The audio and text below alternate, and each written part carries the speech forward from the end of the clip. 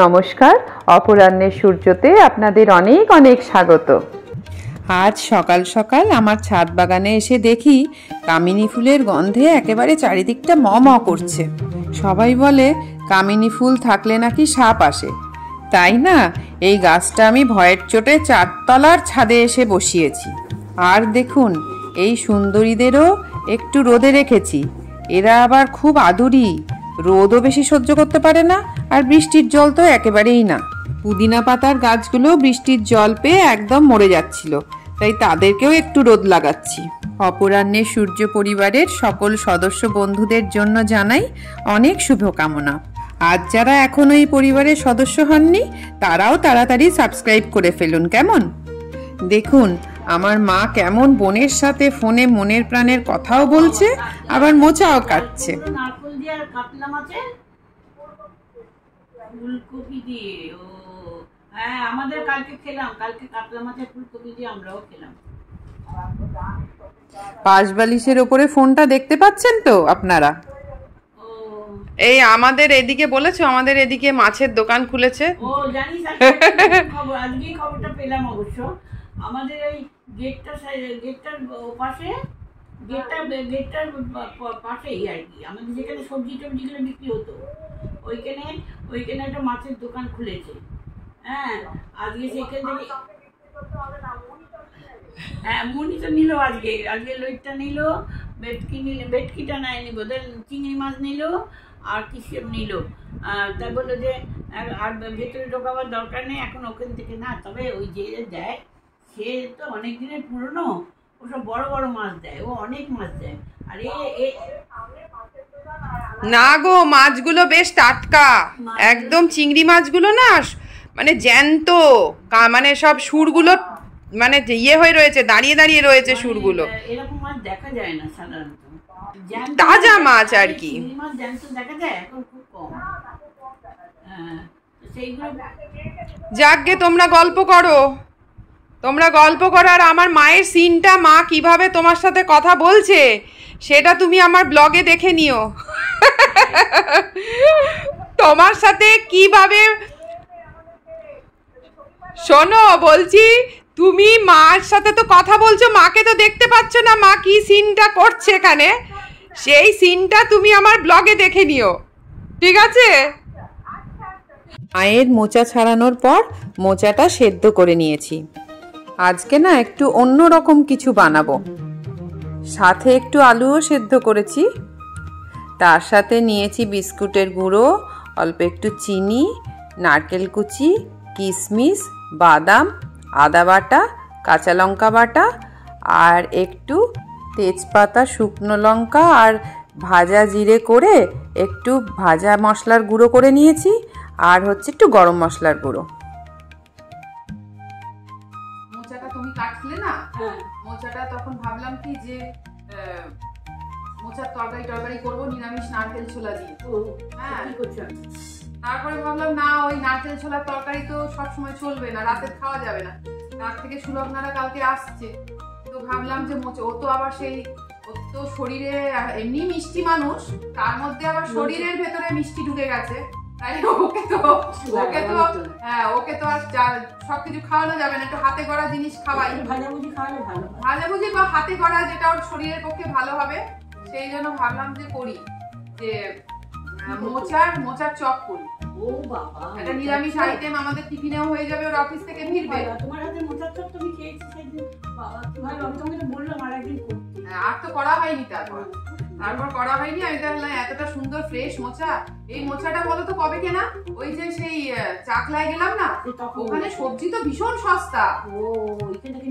ওখান থেকে এখানে দুটো মোচা 80 টাকা, আর ওখানে দুটো মোচা 15 টাকা। ভাবো পুরো বাজারটাই তো কিনে আনতে পারছে, সেই জন্য নতুন আইটেমও হয়ে যাবে। যাওয়ার মোচাটা এত ফ্রেশ, ভাবলাম এমনিতেই তো ভালো করেছিলে, তাহলে আরো ভালো হবে। আর তাছাড়া কি বলতো, মোচার চপ খুব মানে দোকানে বাজারে যেগুলো কিনতে পাওয়া যায়। কালকে তো আবার আমার ক্লাস আছে, তারপরে তোমার ওই মাসিমণির জন্মদিন আছে, ওই জন্য একটু দেরি হবে, ওই জন্য সব রেডি করে আজকে চলে যাব কালকে। আর আজকে সব রেডি করে রাখছি, কালকে মানে গরম ভেজে দেবে, গরম গরম ভেজে দেবো। ভালো হবে, খুব ভালো হলো, একটা আইটেমও পারলো। হ্যাঁ, কালকে সারাদিন টাইম পাবো না তো, আর ওই জন্য মোচার চপটা করি। আর দেখি ও গুড়ের পায়েস যদি ভালোবাসে, দেখি নাহলে মিষ্টি যাই হোক, মিষ্টি তো খাবে না মনে হয়, তাও আসছে দাদা আসছে, এখন মিষ্টিটা তো দিতেই হবে। মিষ্টি এমন জিনিস বাড়িতে না, কিন্তু মানে দেবো, দিতে তো হবে, এটা কিছু গুছিয়ে। আর বেশি কিছু ও খায়ও না, ওর জন্য বেশি কিছু, আর ও তো 2-3 বারই মানে ঘুরতে ঘুরতে আসবে, তাই না? ওই জন্য এইটুকুনি করি। মোচার চপটাই সুন্দর করে করব, বেশ নারকেল কাজু মানে বাদাম টাদাম কিশমিশ টিশমিশ দিয়ে করব। করেছিলে না, দারুণ হয়েছিল কিনা, তুমি তো বললাম মন আর একদিন করো। হ্যাঁ, খুব ভালো লেগেছে জিনিসটা, যা ভালো হবে। আমার তো, আমরাও তো ভাগ পাবো। শনিবার কেউ আসলে না, ওটাই ভাবি আগে, যে নিরামিষ তো কিছু ভালো মন্দ খাওয়াতে পারবো না, ওটাই ভাবি। নন বেঙ্গলিদের কাছে কিছু কিছু শিখে ওদের ওই একঘেয়ে রান্না মা, যতই বলো, আমাদের মতো এত বৈচিত্র্য নেই রান্না। হ্যাঁ, আর ওদের টেস্টটা না ওদের মুখেই ভালো লাগে, আমাদের মুখে ওই কেশর, ওই অত গরম মশলা, অত নানা রকম মশলা, টেস্টের উপর দিয়ে আর খাওয়ার উপর দিয়ে গেল। কিন্তু আমার ওই নিরামিষ আনলে না আমার ভয় মানে কি মনে হয় কি খাওয়াবো কি খাওয়াবো। তো এটা দেখলাম একটু নতুনত্ব হবে, আর সব থেকে বড় কথা যে হাতের তো বানানো একটা জিনিস বন্ধুকে খাওয়াতে পারবো। হাতের বানানো এটা খেয়েছিলাম তো, খুবই ভালো লেগেছে, আমার তো ভীষণই ভালো লেগেছে। এই আলু সেদ্ধটা দিয়ে এই মোচাটাকে একটু চটকিয়ে নেব, বেশি চটকাবো না। হ্যাঁ, মোচাটা ভালো তো সুন্দর, অল্প একটু চটকিয়ে নিয়ে এই আলু সেদ্ধটা দিয়ে মাখবো। এই আলু সেদ্ধটা এমনি আমরা ভাতের পাতে মাখবো, এটা একসাথে মেখে নিলাম। হ্যাঁ, তো এই এতটুকুই দেবো, আর একটু দেবো, বেশি দেবো না, তাহলে তো সেই আলু খাওয়াই হয়ে গেল না। এটা একটু টাইট করার জন্য আলু সেদ্ধটা দেওয়া। এবার ওই মশলা টশলাগুলো কষিয়ে নিয়ে দেখবে, আমার ব্লগে দেখবে, আমি ব্লগে সব তুলবো আজকে এটা। এবার অল্প একটু তেল গরম করে তেজপাতা ফোড়ন দিলাম, তারপর আদা বাটাটা দিয়ে দেব, দিয়ে ভালো করে একটু কষিয়ে নিয়ে তারপর ওই ভাজা মশলাটা, যেটা আপনাদেরকে বলেছিলাম যে জিরে তেজপাতা শুকনো লঙ্কা একটু রোস্ট করে নিয়ে যেটা গুঁড়িয়ে রেখেছিলাম, সেটা দিয়ে দিলাম। তারপরে হলুদ গুঁড়ো, মানে আমি মশলা কিন্তু যে কোনো রান্নায় খুব কম দিই, তাতে যে খেতে সুস্বাদু হয় না তাও কিন্তু নয়, খেতে তো যারা খায় তারা তো খেয়ে খুব ভালোই বলে। আচ্ছা, এবার একটু শুকনো লঙ্কার গুঁড়ো দিয়ে দিলাম। এবার মশলাটাকে একটু অল্প করে কষিয়ে নিয়েই ওই যে আমার মাখা মোচা আর আলু দিয়ে মেখে রেখেছিলাম না, অল্প অল্প করে মেখেছি, মানে খুব একেবারে মিহি করে দিইনি মাখাটা, ওই মোচা আর আলু মাখাটা এর মধ্যে দিয়ে দিলাম। এবার নারকেল বাদাম আর কিশমিশটাকে আমি অল্প করে ক্রাশ করে নেব। নারকেলটা না একটু হালকা করে লাল করে ভেজে নিয়েছিলাম, সেটা আপনাদের দেখানো হয়নি, মানে আমি ভিডিও করতে ভুলে গেছি। এবার দেখেছেন ক্রাশ করে নিয়েছি, মানে খুব গুঁড়ো নয়, মানে অল্প অল্প করে নিয়ে, এইটাই কিন্তু রান্নায় স্বাদ আনে। ক্রাশ করা ওই বাদাম নারকেল আর কিশমিশটা আমি এবার এটার মধ্যে দিয়ে দিলাম, দিয়ে খুব সুন্দর করে ওটাকে মাখিয়ে মাখিয়ে নিচ্ছি। আচ্ছা, এবার আমি ওটার ওপরে একটু চিনি দিলাম। আমি আসলে না জ্যাগেরি পাউডারই ইউজ করি, কিন্তু আমার ওটা একটু শেষ হয়ে গেছে, আনতে ভুলে গেছি, তাই আজকে চিনি দিয়েই চালালাম অল্প করে। তারপরে গরম মশলা গুঁড়ো দিয়ে নামিয়ে দিলাম। এবার চপটা গড়ে নেওয়ার পালা। চপটা তো শেপ দিয়ে ফ্রিজে এখন রেখে দেব, কাল যখন ওরা আসবে ওদের ভেজে দেব, তখন ওরা কি বললো সেটা পরের ব্লগে আপনারা কিন্তু দেখতে পাবেন। জানি না আবার মোচা খায় কিনা, জিজ্ঞেস করতে হবে। মোচা খায় না কোনো মানুষ আছে নাকি? মোচার পরে কোনো জিনিস নেই, ভিটামিন। আর সত্যি ভিটামিন কি, কত আয়রন, আয়রন কত। আমরা তো মোচা খুব ভালো খাই, ওইটাই ভাবলাম যে মোচা চিংড়ি মোচা এসব তো করি না। আপনারা যারা পুরনো ব্লগগুলো দেখেননি তারা দেখতে পারেন, মোচার কিন্তু ভালো রেসিপি আমার আগের ব্লগে আছে। কতখানি শ্বাস, কিছু বাদ যায়নি, শুকনো নয়, পুরো জিনিসটাই কচি, সলিড জিনিসটা। একবারই করি, ডবল কোটিং করলে কি ভালো হবে? ডবল কোটিং করবো না কি করবো সেটাই ভাবছি। আর বেশি বিস্কুটে গুঁড়ো না, ওরা অম্বল করে, দরকার নেই, ওর আবার শরীর ভালো না, একটা কোটিংই করি।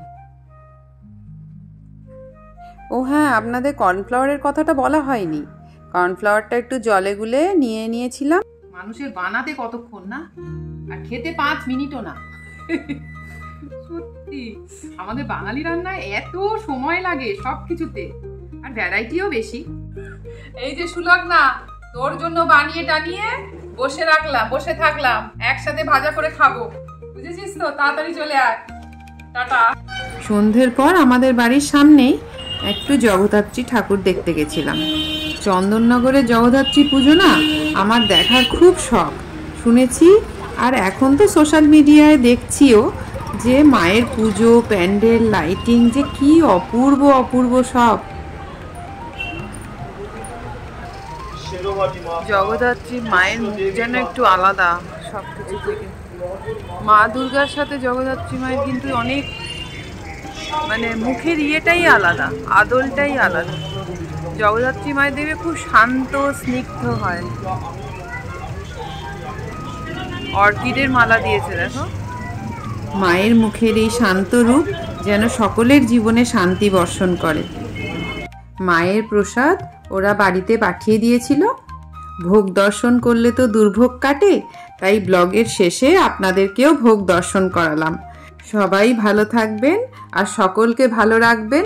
দেখা হচ্ছে আপনাদের সাথে আবার পরের ব্লগে।